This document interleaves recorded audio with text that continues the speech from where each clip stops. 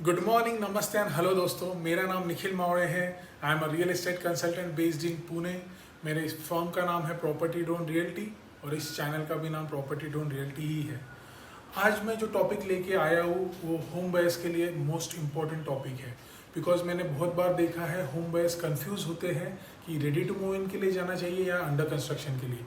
सो आज हम उसी पे बात करेंगे और डिटेल में समझेंगे क्या आपके लिए सही है। अंडर कंस्ट्रक्शन या रेडी टू मूव इन, ये आज के लिए सबसे बड़ा क्वेश्चन बन चुका है in the time of pandemic. जब से कोरोना वायरस आया है, लोग अंडर कंस्ट्रक्शन प्रॉपर्टी लेने के लिए ही डर रहे हैं। लेकिन अभी जैसे जैसे सिचुएशन अच्छी होती जा रही है, people are getting more open to it. लेकिन तभी भी मैं उनका कंफ्यूजन दूर करने के लिए ये टॉपिक लेके आया हूँ। सो चलिए स्टार्ट करते हैं। अंडर कंस्ट्रक्शन और रेडी टू मूव इन के बीच में क्या सही है और क्या आपके लिए सही रहेगा। सो अंडर कंस्ट्रक्शन प्रॉपर्टी का सबसे बड़ा बेनिफिट है कि आप मल्टीपल प्रोजेक्ट्स और मल्टीपल लोकेशंस में से आप आपके लिए फ्लैट चुन सकते हैं। फॉर एग्जांपल, अगर आपका प्रोजेक्ट और लोकेशन और प्रोजेक्ट सिलेक्ट हो गई, so you can easily also select a tower, floor, facing, direction, कैसा व्यू चाहिए, यहाँ तक का आपको ऑप्शन मिल सकता है अंडर कंस्ट्रक्शन प्रॉपर्टीज में।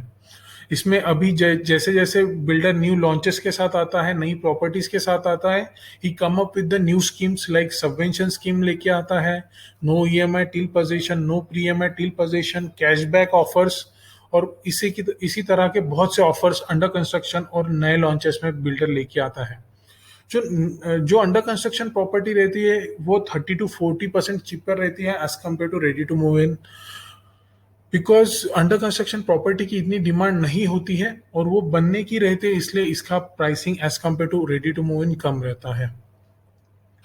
अगर हम रेडी टू मूव इन की बात करें तो आपको जो भी अवेलेबल इन्वेंट्रीज है उसमें से ही चूज करना पड़ता है। इसमें आपको बहुत सारे ऑप्शंस नहीं मिलते हैं।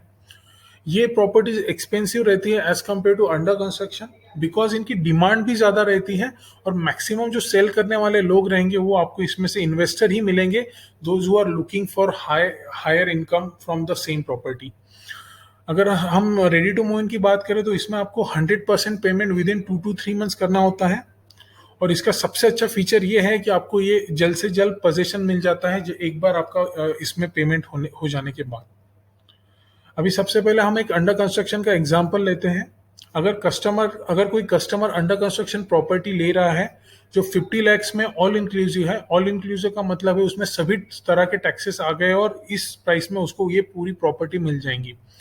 अगर हम कॉस्ट बाइफरकेशन की बात करें, agreement value 45 lakhs, stamp duty और रजिस्ट्रेशन 2,50,000 होता है।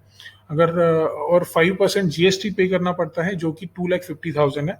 सो टोटल कॉस्ट उसे अंडर कंस्ट्रक्शन प्रॉपर्टी की भी 50 लैक्स ही जाती है, लेकिन इसमें स्लैब वाइज उसे पेमेंट करना पड़ता है।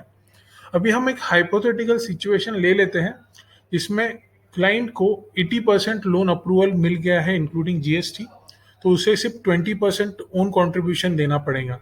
यानी जब वो 20% ओन कंट्रीब्यूशन दे देगा तब बैंक उसका 80% डिसबर्समेंट स्लैब वाइज करते रहेगी। इसमें पेमेंट टर्म की बात करें तो एज अ बुकिंग क्लाइंट को 10% on total agreement value plus GST देना पड़ेगा, प्लस स्टैम्प ड्यूटी और रजिस्ट्रेशन का चार्जेस देना पड़ेगा which is a government taxes. इस तरह से कुछ पेमेंट शेड्यूल आपको आएगा जब भी आप प्रॉपर्टी खरीदने जाएंगे। ये कंप्लीटली मैंने एक एग्जांपल के लिए दिया है। हर कोई बिल्डर अपने अपने हिसाब से स्लैब चॉइस करता है और उसी तरह से देता है। अगर आप लास्ट कॉलम देख रहे हैं ईएमआई का, इस पे हम एकदम डिटेल में आगे के कुछ वीडियोस में मैं टॉपिक लूंगा ईएमआई के बारे में। अभी बस मैंने एग्जांपल के लिए ये कॉलम रखा है जिसमें मुझे ये बताना है कि एक बार आपने 3,80,000 का आपका जब भी सेकेंड स्लैब का पेमेंट हो जाएगा, कोई भी स्लैब का पेमेंट जहां से आपका लोन स्टार्ट होता है, सो उस स्लैब से आपको उस उतने पेमेंट पे ईएमआई लगना स्टार्ट हो जाएगा। फिर धीरे धीरे जैसे जैसे आपका स्लैब पेमेंट होता जाएगा तो उतना ही एडिशनल ईएमआई आपके इसमें ऐड होते जाएगा टिल द पोजीशन। फिर एक बार पोजीशन होने के बाद आपका जो भी टोटल प्रिंसिपल अमाउंट है उस पर आपको इंटरेस्ट चार्ज, ईएमआई चार्जेस लगना स्टार्ट हो जाएगा। अभी हम एक हाइपोथेटिकल सिचुएशन लेते हैं ready to move in property के लिए। अगर customer ready to move in property देख रहा है जो कि 50 लाख ऑल इंक्लूसिव की प्रॉपर्टी है, तो उसे 100% payment within 2 to 3 months करना पड़ेगा। Ready to move in property पे जीएसटी लगता नहीं है। स्टैम्प ड्यूटी और registration will be same 4% plus 30,000, और उसे 100% लोन डिसबर्समेंट करना पड़ेगा।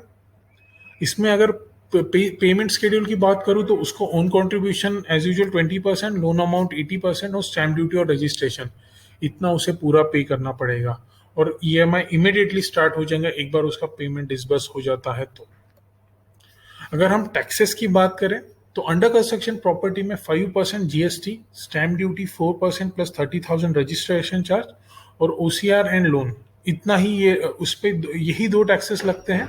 बाकी आपका ओसीआर और लोन होता है। रेडी टू मूव इन में जीएसटी नहीं लगता, लेकिन एसडीआर और आपको रजिस्ट्रेशन के चार्जेस लगते हैं। बाकी ओसीआर और लोन तो आपको कंपलसरी प्रोसीजर थ्रू देना ही है। अगर रिटर्न ऑन इन्वेस्टमेंट की बात करें तो रेडी टू मूव इन में लो रिस्क और लो रिटर्न होता है, और वही अंडर कंस्ट्रक्शन में आपको हाई रिस्क और हाई रिटर्न है।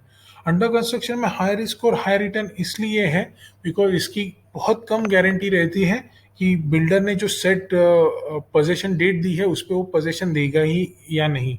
ऐसा बहुत कम केस में होता है कि वो ना दे, लेकिन मैक्सिमम केस में होता ही है कि वो उसके टाइमली डेट पे पोजीशन दे दे।